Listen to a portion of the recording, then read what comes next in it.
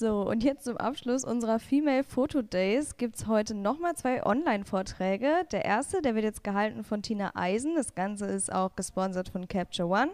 Und genau, die Tina ist Fotografin für Beauty, Makro und macht auch ebenfalls Selbstporträts. Sie lebt in England und von da aus ist sie uns jetzt auch zugeschaltet und wir heißen jetzt Tina willkommen und ja, viel Spaß beim Vortrag. Hi everyone! Der Vortrag ist übrigens in Englisch. Also wenn ihr für Deutsch hier seid, kann ich leider nicht helfen. So, hi everyone. Happy Saturday. My name is Tina Eisen and I'm coming to you live from lovely Milton Keynes, which is just above London in England. Today I'm going to talk about my photography, which is predominantly beauty and macro imagery. I'm going to start sharing my screen. 2 seconds. There we go. I hope you can see that okay.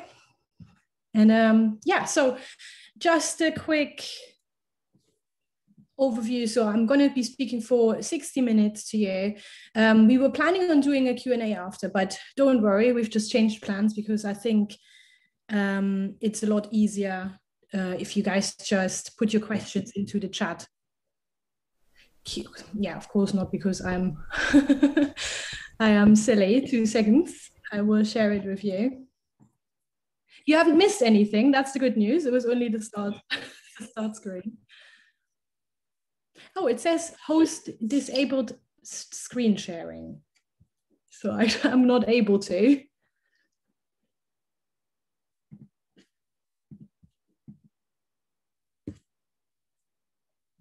It's not working. Oh, there it is. Okay, lovely, lovely, lovely. Share.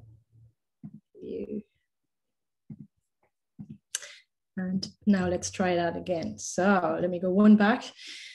So yeah, that was the start screen we shared. we missed a second ago. I hope it's working now. And yeah, so I'll be chatting about macro and about nature, which is found in a lot of my work.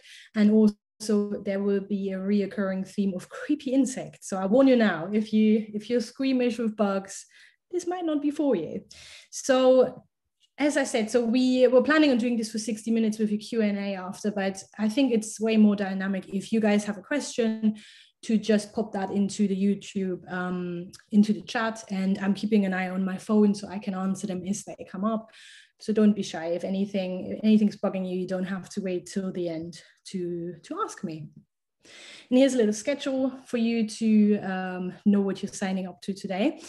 So I'm going to give a little intro about myself, what I have been up to, what I do, the kind of photography I'm into. And after that, I'm going to give you a little intro to macro beauty specifically, because not everyone is entirely clear what it actually means when I say beauty photography. A lot of people get it mixed up with something that is beautiful, which it isn't. So I'm going to do a little bit of teaching and a little bit of a definition there.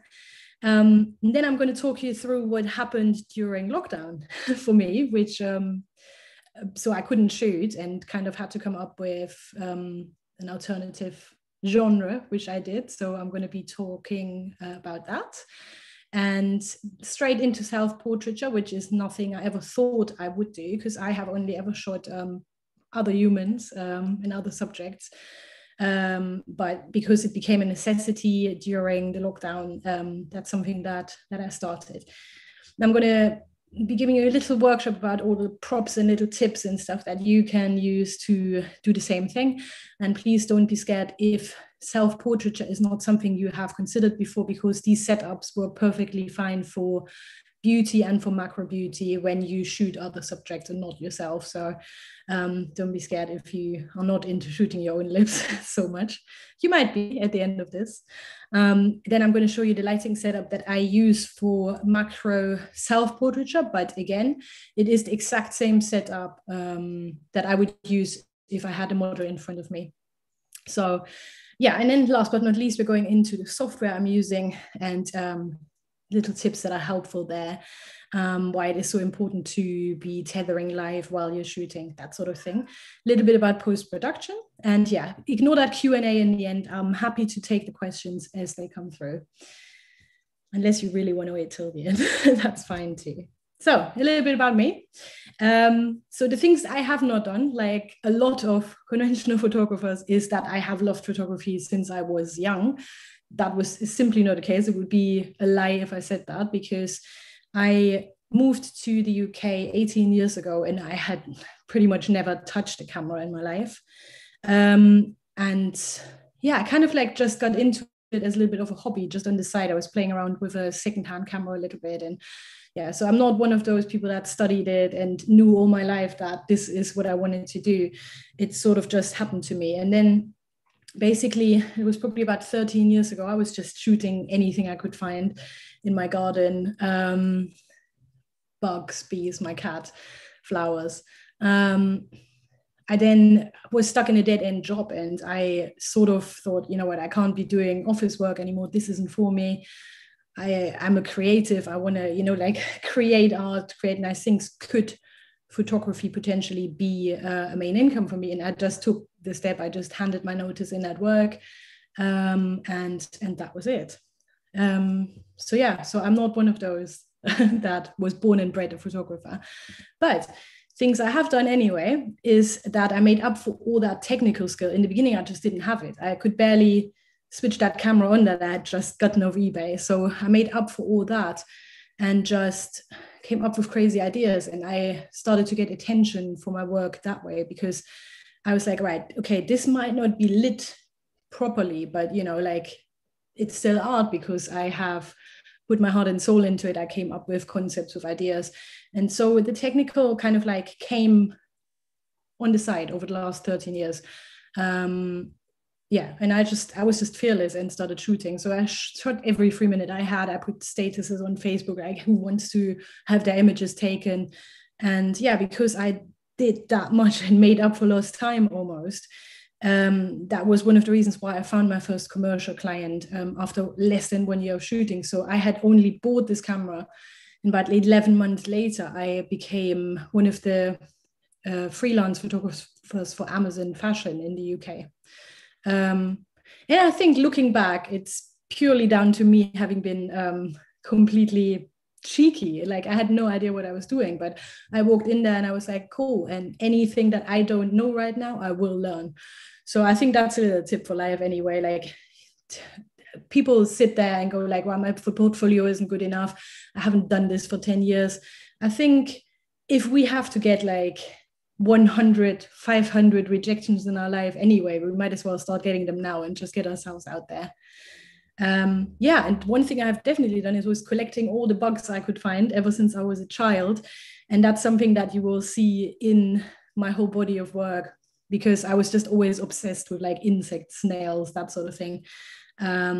Much to the horror of my parents, because I would just bring like a snail into my room, and then the next morning I'd be like, snail just ate my Easter bunny, like sorry. So yeah, I was always very fearless with those little creepers. So there's no surprise that these appear in my work now. Just not spiders. I draw the line there. So here's a little bit of my work, so you can see what I'm sort of talking about. These are some examples of beauty photography, which I will define for you in a second, as I warned you. As you can see, it's more the kind of stuff that, the kind of makeup, the kind of style that you wouldn't wear down the shops. It's the kind of stuff that I want people to stop and take a minute and wonder what on earth is going on. I want to tell a story. I love having a little bit of drama in my pictures. And what I mean with that is it's usually a touch of motion in there, despite them being still images. But for example, on the left picture, you can see those little glitter like speckles flying through the picture. And for me, that is a capture of something moving. And the same on the right, like that little drip that's just about to go down on her lip. Like that is, again, it's a tiny little bit of drama and tension. And that's the kind of thing that draws people into my imagery.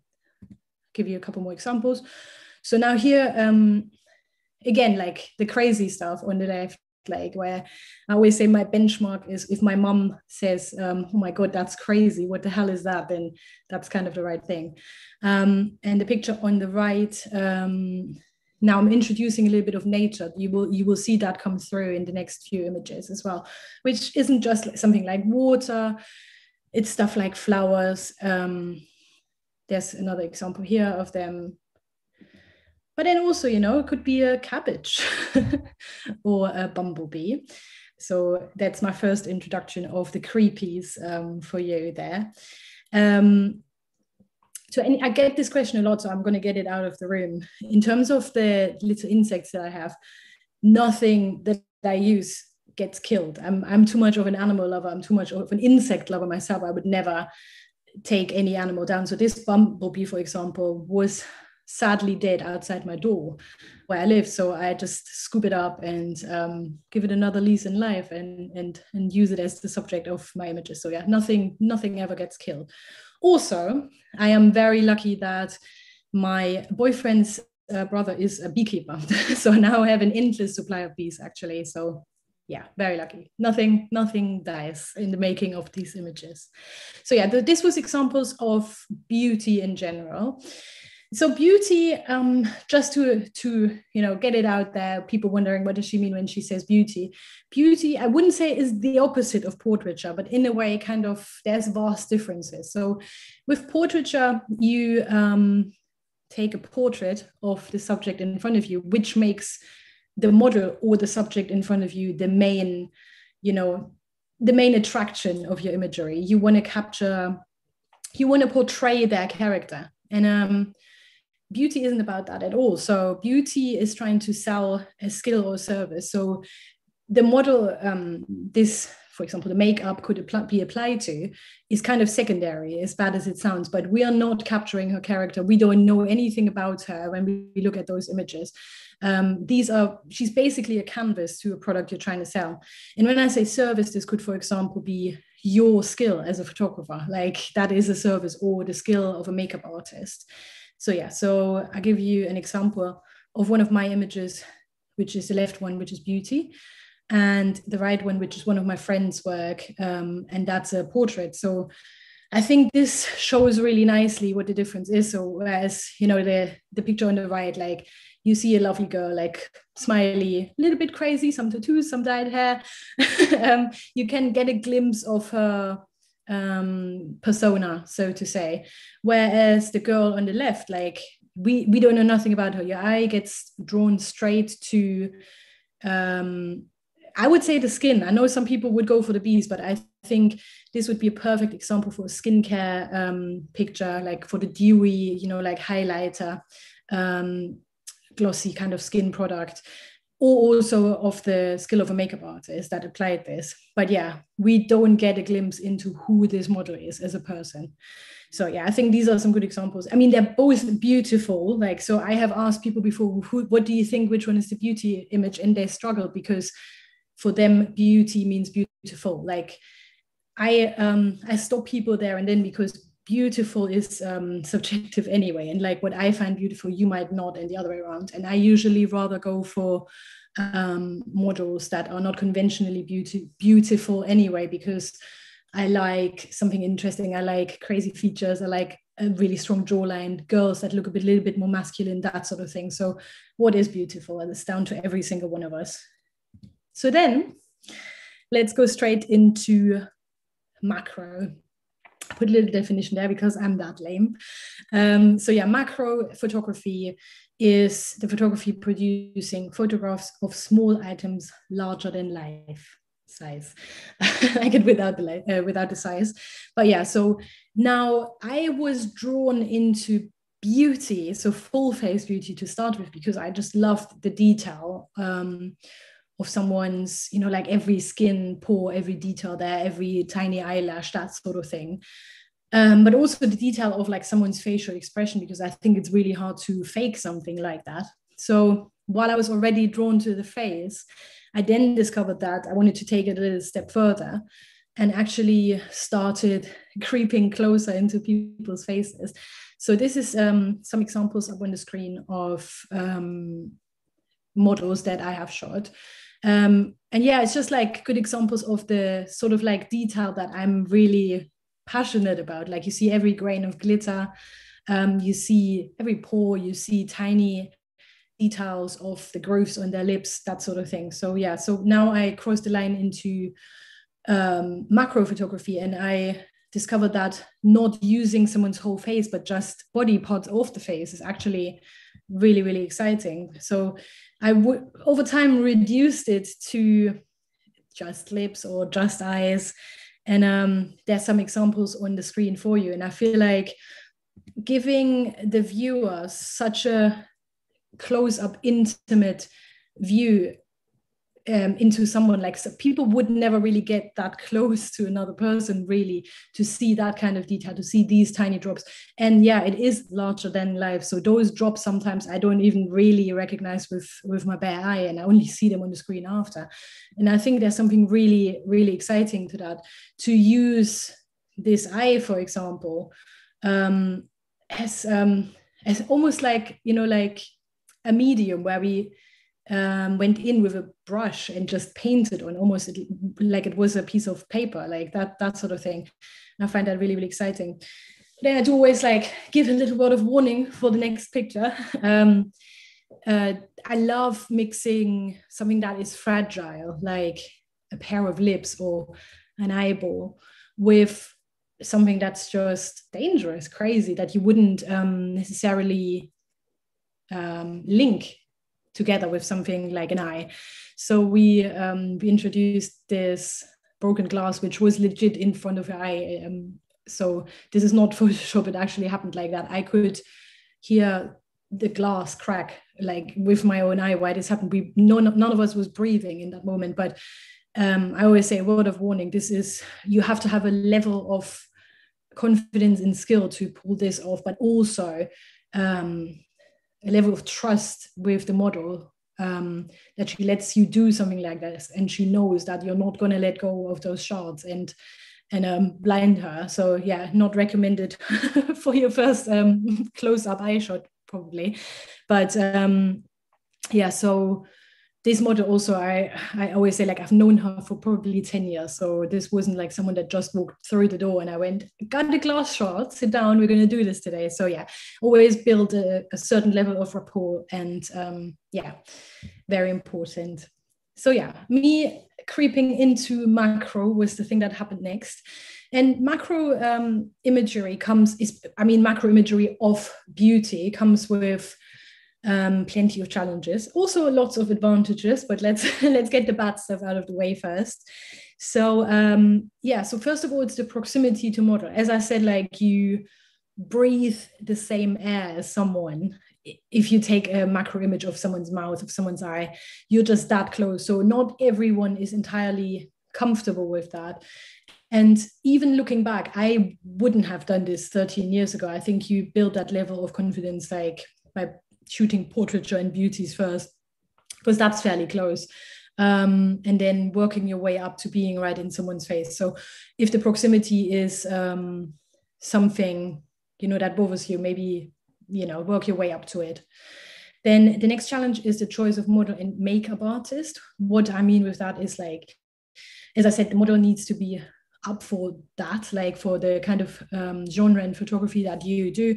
What I mean with that, like, if you work with agencies a lot, for example, and you go, right, this model is beautiful, she's got beautiful lips, she's got beautiful eyes, can I shoot macro imagery? It's not necessarily something that models want in their portfolio and in their books. Same for agencies, just because a mouth is unrecognizable and it doesn't get them booking. So the way I like to do it, especially on test shoots, is that I shoot a whole load of other stuff as well. So everyone mutually benefits from this. And then you do like lip shots and stuff on the side, because it isn't the main priority for models. For makeup artists, it is, because again, it's like a really close-up showcase of their skill. But makeup artists come with their own challenges as well when you pick one of those. So first of all, a makeup artist that would go, oh yeah, you can fix that in Photoshop, is probably not for you for macro photography, because you see every detail and everything that went wrong. So the more attention to detail, the better. Now, also, product knowledge is almost a completely different cup of tea when it comes to when it comes to macro beauty. It already is. So people think makeup artists are all the same. I mean, people think photographers are all the same. I still get inquiries for wedding every week, and I haven't tried a single one in my life. We all know that. But the same goes for makeup artists. So if you look into someone's portfolio and they have, for example, wedding imagery, you know that that sort of skill set isn't necessarily what you need for beauty photography. Why do I say that? So the aim of the makeup applied is completely different one. Whereas with a wedding, a makeup artist would go for coverage. They would go for something that lasts for 12 hours a day without budging. Whereas that's not desirable in a beauty image, because I want makeup to be breathable. I want to see pores, that kind of like dewy skin, which isn't the same application and not even the same products as you would have for example, for weddings. So always check the portfolio. And now when it comes to macro, you saw those images with the glitter earlier. Your makeup artist needs to have a product knowledge that matches something like that. So the glitter on my lips in that picture that's on the screen right now, for example, that's not something you get in a craft shop. That's all cosmetic grade, like makeup glitter. It's all like made to be put on a face and not onto children's hands, for example. Same goes for that sort of like paint pigment. This isn't something out of a hobbycraft palette. It is all cosmetic grade. Also, makeup artists on the same note need to be super aware of any sort of allergies, because you're working that close to, you know, lips, tongue, eyes, and stuff like that. They need to know if a model has an allergy to, for example, latex, which is in a lot of the glues, and all that sort of stuff. So yeah, pick your makeup artist wisely with that in mind. The light setup, which I am going to get into shortly.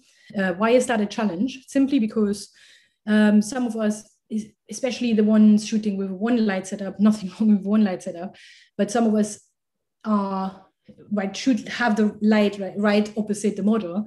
Now, when you creep into someone's face with your camera, you might be casting a shadow on yourself.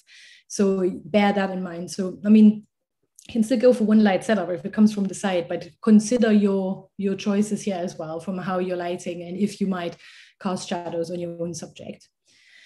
Posing. So I'm going to show you a little example of that. Why is posing important? So I think for macro, even though the movements are minimal, it is useful if you can direct well, even if we're talking like millimeters here. And I'll show you why. The focal plane, which is really nicely explained in this image, plays a massive role when it comes to macro, because we've got such a shallow depth of field. So you see how this is the same model. We probably shot this image one picture apart, I would say, but you see that a lot more of her face is in focus in the first image, whereas in the second, only the eye is in focus. Now, you might be thinking that I would go for the first image because more is in focus, but at the end of the day, consider your creative vision here. The makeup on her eye is the crazy bit, not what's on her lips. So I want to draw the focus into the eye. And so therefore I'd like the focus to be on the eye and not really on anything else. Everything else is kind of like just a filler. And to achieve that is just tilt her face a little bit and therefore change the focal plane. So change like to the focal point. So yeah, basically she was facing front on in the first image, and in the second one she tilts her head back. And that is usually how I approach macro imagery, because you can really choose, like if you go for the lips and have those in focus, with a tilt the eye wouldn't be in focus. So that kind of thing, like focal plane, keep that in mind. But again, with practice, you shoot a few different things and you see what you actually like. Some people would go for the first image rather than the second, and that's down to personal taste entirely. I also wanted to explain that little green stuff on the screen in case someone hasn't seen that before. So when I shoot tethered, I shoot into Capture One, which is a kind sponsor of this talk, so I thought I'd mention them. So there is a little nifty tool called the focus mask, and it's just one little tiny button that you click on top. and it puts this sort of green filter on your images and therefore shows you what's in focus, what's not, which is quite handy while you're shooting. But also, if you don't shoot tethered and you use Capture One as a tool for image selection, you can have this switched on still. I'll show you later why that's useful, because if you see like 10 images and they all kind of look the same and they're really nice, there will be a couple there that have a more desirable focus than the other ones. And so it helps you pick those out as well, selection tool. So yeah, depth of field, I have mentioned that very briefly, why that's an issue. So with higher magnification in photography comes a more shallow depth of field. So we know that we can manipulate the depth of field by changing our aperture, but with high magnification always comes a very shallow one. So generally people say aperture 5.6 to 11 is recommended in macro photography. I don't think I've ever gone lower than 10, to be fair. I stick to double figures, but again, that is down to your creative vision and how you want to, if you shoot 5.6 and you take a picture of an eyeball, for example, this will make a difference between the iris being in focus and the eyelashes. One of them will be in focus and the other one not. But if that's the kind of look you want to go for, then yeah, completely up to you. And then last but not least on this slide, I will go to a question in a minute. Retouch. So why am I putting retouch on challenge? Most of us, I speak for most of us here, have a love-hate relationship with retouching. So now macro photography, you see every pore in someone's face. So yeah, it's almost like a little bit therapeutic when you sit there and go through an image pore by pore. But that's also where your depth of field again comes in handy, because you can obviously manipulate how much detail you have over the rest of the face. Right. I'm just reading a quick, it has actually, your work is amazing. It inspires me so much. I'm a makeup artist, but I'm getting into photography now. Funny enough, I also hunt bugs with my camera, just like you did, Peg Berlin. That is so sweet. I would love to see images of that, because I haven't seen it much. I always feel like half embarrassed when I bring out the bugs, because I think people are a little bit squeamish and they're like, oh no, I've got a phobia of bees, this and that. But I would love to see your images, Peg. Like I will put my details on the screen right in the end so you can share some. So yeah, let's get to the pros after we've moaned for the last 5 minutes. I know there's 3 of them on that screen. There's more. I'm making it sound like not desirable right now, but the first is space. So you do not actually need a studio, really. Like I have a small studio set up in my own house, but you don't really need it. You need a wall, pretty much. And you don't actually even need a wall. You need a piece of paper behind you. And that's it. So you don't need anything fancy. You don't need to hire like locations for this or anything like that. You can basically just start in your living room and get busy. The same goes for equipment. I always say you don't need to break the bank if you start shooting beauty, and especially macro beauty. You can do it with one light. It doesn't need to be anything fancy. You don't need crazy modifiers. You can just start with what you have, really. It's like, I feel like I always hope that after these talks, people want to try this out for the first time, especially now you're going to learn about self-portraiture. You don't even need to book a model anymore. So yeah, DIY equipment is another one. Like for fashion photography, we have these massive reflectors, flags, anything like that. With your subject being as big as my mouth or your mouth, you can use a piece of paper to bounce some light back in and fill the shadows like that, or a piece of cardboard. And I don't know what that was. Also, like you can use, like one of those like pasta drainers as a gobo, like that sort of thing. I've used like those like things from IKEA where you dry your cutlery in to come up with some crazy shadows and like homemade gobo things, or cut out some shapes from cardboard. That sort of, yeah, I use pretty much anything. So possibilities are pretty much endless. And because you're so close in, I always find that things look a lot more interesting close up, like, and gives people another sort of like view and angle on everyday things. So lockdown hit. How long is that ago now? It feels like It's been dragging on for 10 years. I think it's 2 years ago.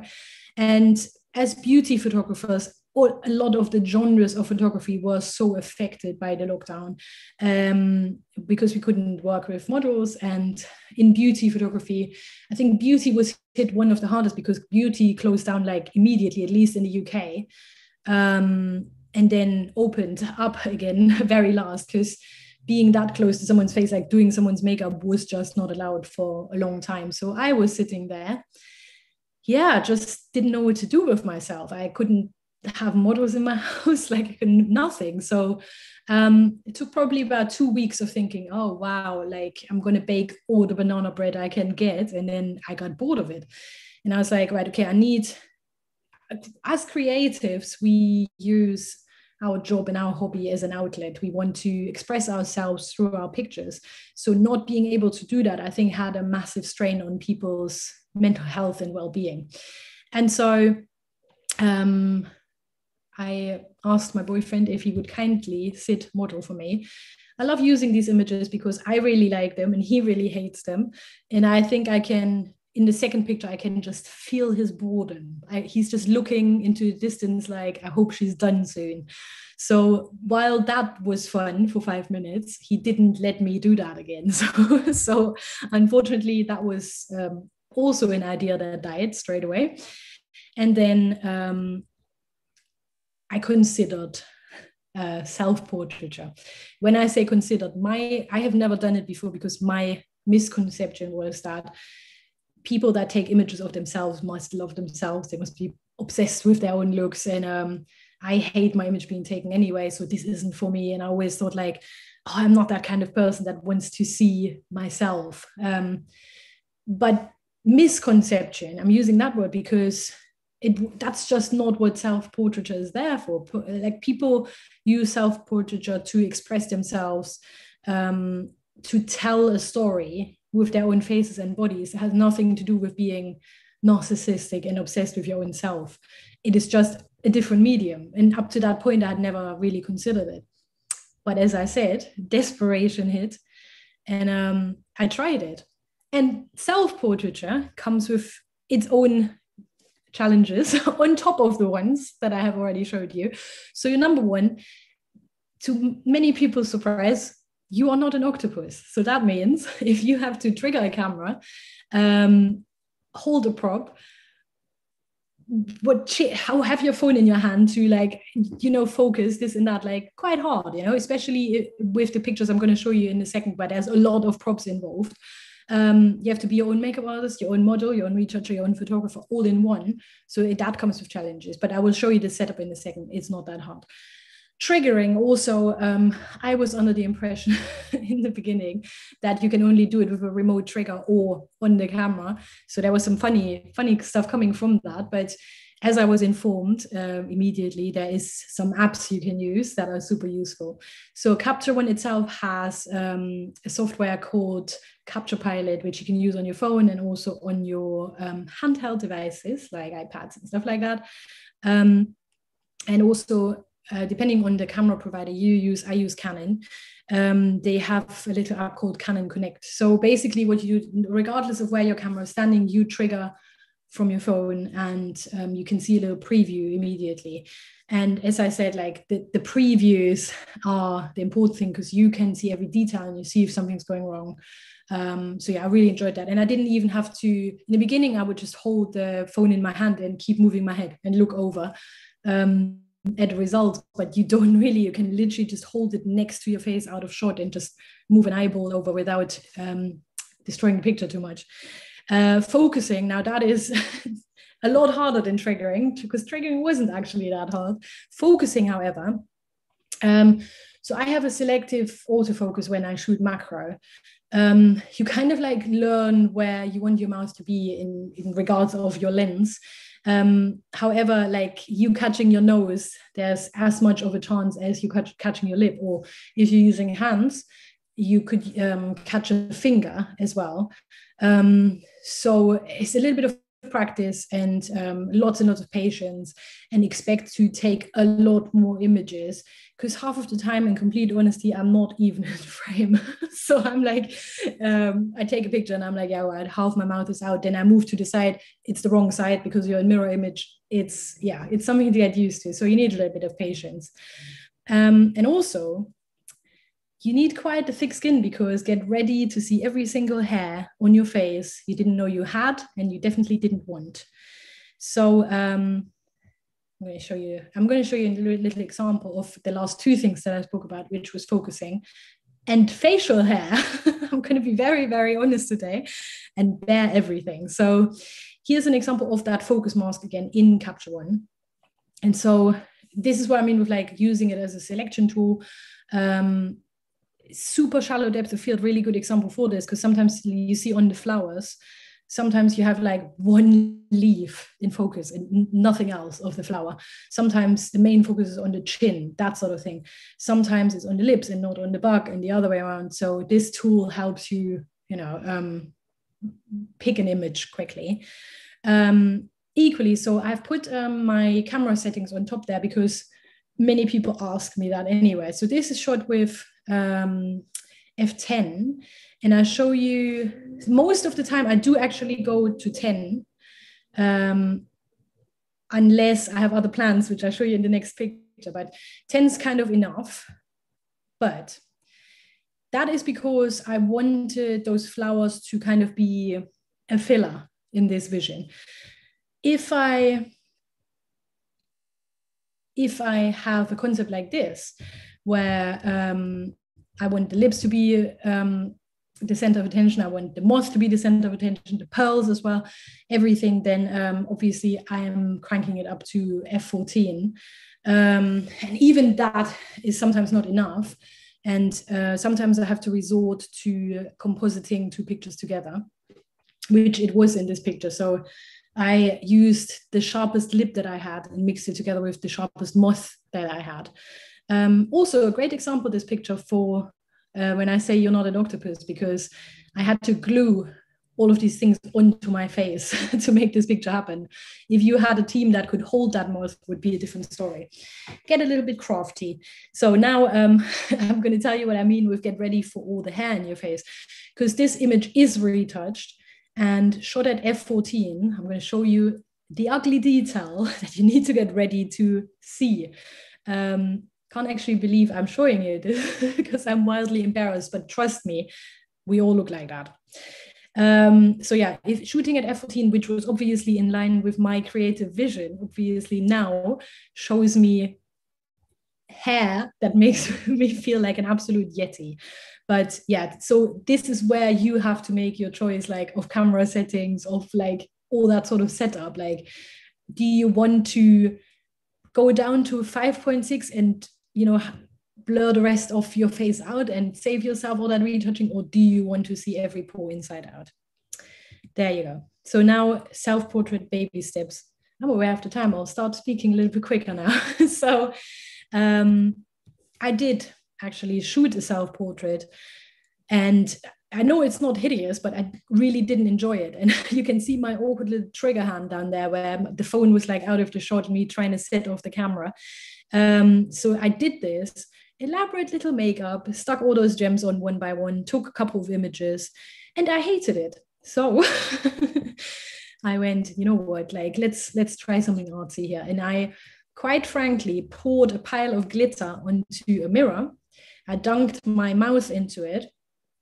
And that was the first macro image I ever took. And the rest is history. So I looked at this picture on the back of my screen and I was like, all right, this is, you know, we've got something here. This is cool. This is art in itself. And I think I could use this to get through lockdown. And I shot a couple more. I had like these bees for my brother-in-law, as I said, and picked a couple of little daisies in the garden, little spring blossoms, that sort of thing. And I just like put them on my social media and I was like, hey, yeah, I did something exciting today, kind of thing. And yeah, so people went, this is cool. I want this on my wall. I was like, are you joking? I never expected that, but they were legit. And I put up a little shop online and with the help of a site called SmugMug, I started selling prints in all shapes and sizes and shipped them all across the world. And so, I had finally found a new creative outlet. And then during lockdown, because a lot of makeup brands couldn't shoot themselves, they contacted me and made me shoot their product because I was self-contained and they couldn't get teams together either. And so this image up on the screen is what kind of like was the tipping point for me as well. So this picture was picked up by Rankin, which is one of my favorite photographers ever. There's a little clip to it, but I'm aware that we're short of time, so I'll just show you the pictures.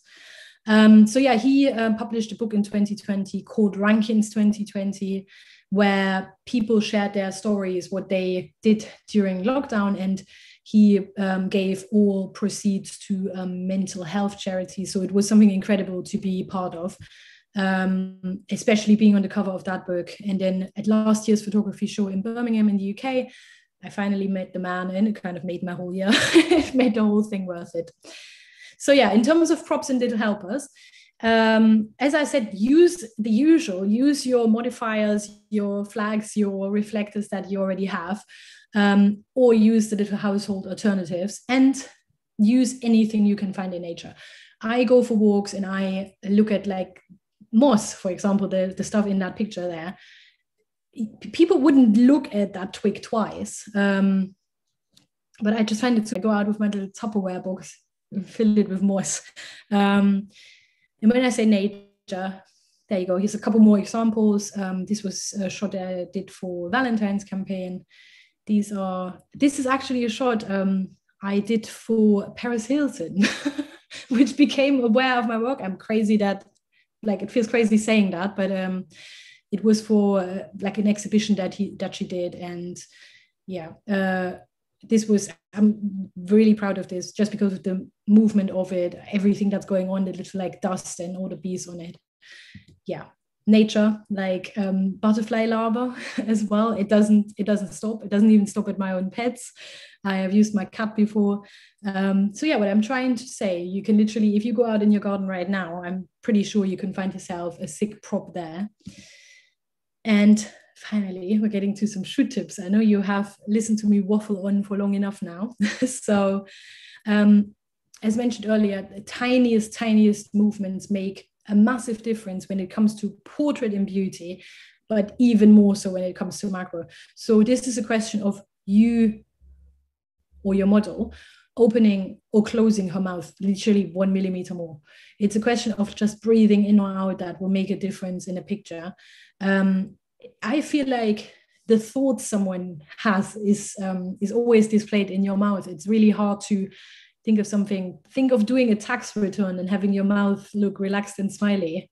Doesn't go together. So get your mind frame into the mood you're trying to portray a little bit, and always use your hands to cheat as well. Like, I mean, models have hands up in their face all the time, but if you're doing self-portrait, or if the model is doing a macro image, you have the advantage that anything fingers to squeeze your lips a little bit and make them a little bit fuller, like I'm doing right now, you crop the fingers out in the end, so you can get really nice and close and cheat that way as well. Giving away all the tips today. As in terms of setup, so I use 2 lights. I will show you a little diagram in a second. One will perfectly do. I use all the flags and reflectors that I would usually, again, like you can see it in a picture in a second. Tripod, now that is essential. That's not an optional one, because you just don't have enough hands. So your phone needs to go on a tripod. Saying that, when I shoot models, I don't use a tripod just because I've got free hands, and also I like to change like angles over super quick. So I'm usually like kneeling down on the floor beneath the model and try and get into funny poses myself. So yeah, the tripod is for the self-portraiture mostly. I have a small mirror just so in the corner of my eye I can see what I'm doing. I recommend those for models as well. They just want to see, what's going on, if they're doing the right thing, that sort of thing. Then the app that I mentioned earlier to trigger your camera and preview your images, a tether setup if you shoot tethered, which I do, and then also patience. And I mentioned that before, patience, I'm saying, because you are going to shoot thousands of images before you get a good one. They look effortless. They look like a pair of lips, but trust me, there's 1,000 variations of those lips of that same shoot. And patience as well, because you're going to stain everything you have ever owned because you don't know what you're doing and you can't see yourself. So this is an example of me, but trust me, the cat looked similar, and everything I hold close to my face is stained afterwards. So yeah, patience. So here's my setup. Again, if you've tuned in late, like this setup is used for, it's just my general beauty setup, really, my go-to. So I use this for self-portraiture, but I use it for model as well. So you can recycle this as you please. So we have a background. I have a stool, and then there's 2 lights. So usually with myself, when I shoot self-portraiture, I use 2 soft boxes, just because the harder the light, the more details and unwanted details you see. So if someone doesn't have perfect skin, it's always recommended to go softer, and I count myself into that category because I am not a model and I do not drink enough water. So let's go for the soft modifiers. I have some reflectors underneath me or a mirror. I just use a big, like one of those rectangular mirrors, and kind of like pose on it, and that bounces plenty of light back in underneath, so that if you opt for one light setup as well, like this is perfectly fine as a filler, really, especially with a mirror. I have flags either side. Now, depending on my creative vision, these could be black, white, no flags, like completely down to you. Also, again, flags is something, I find it almost a luxury item when it comes to testing. You could have your model next to a white wall, that sort of thing. Put a black sheet up next to someone. So it's not something that needs to be specifically this product. Product-wise, by the way, in case people are wondering, I use V-flats for flags, and for reflectors, I use Manfrotto, sorry. So yeah, so the camera is on a tripod right in front of me. It's not that specific model, but it is a Canon. And yeah, so it's as simple as that. I'll leave that up for another second. So if you have any questions, by the way, like feel free to send me an email, feel free to contact me on Instagram. I'm more than happy to give you any sort of tips and tricks. I'm not that precious. So when it comes to post-production, I've just put a list up what I do where. So C1 means Capture One, and PS means Photoshop. So my general post-production process, I start out in Capture One, where I do all of the global settings. I then do the more destructive retouching in Photoshop. So you can open images right out of Capture One into Photoshop, and when you save them, they are saved again in Capture One. So it's like a little round trip. So yeah, my process is Capture One, Photoshop, back to Capture One. So I adjust exposure levels, skin tone, the overall color, that kind of stuff, and the crops all in Capture One, because that's something that I just copy and paste, and the adjustments are carried over to all 1,000 images at the same time. And then the small, more like the cleanup, like healing, cloning, dodge and burn, and composite work, if it's needed, that's happening in Photoshop. So if it can be bulk work, I suggest you do it as bulk work, because it just saves you that much time. And here's an example for the color and skin that I would do in Photoshop. So disclosure, I would never change the color of makeup if a makeup artist did it, because that's their creative work, and it's not for a photographer to mess around with that. That's just disrespectful. However, because I did these images, I can play however I want. Maybe I didn't have blue lipstick. I don't.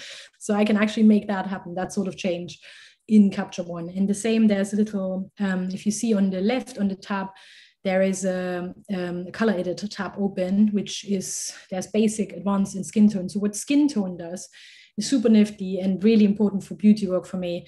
It basically takes a reading of the skin color. You use that little eyedropper tool, and you can make the skin tone in the whole image uniform in terms of hue, saturation, and lightness. And that's important because people have different color skin all over their face. So like you see right now, I've got like a little bit of a red patch because I'm probably excited.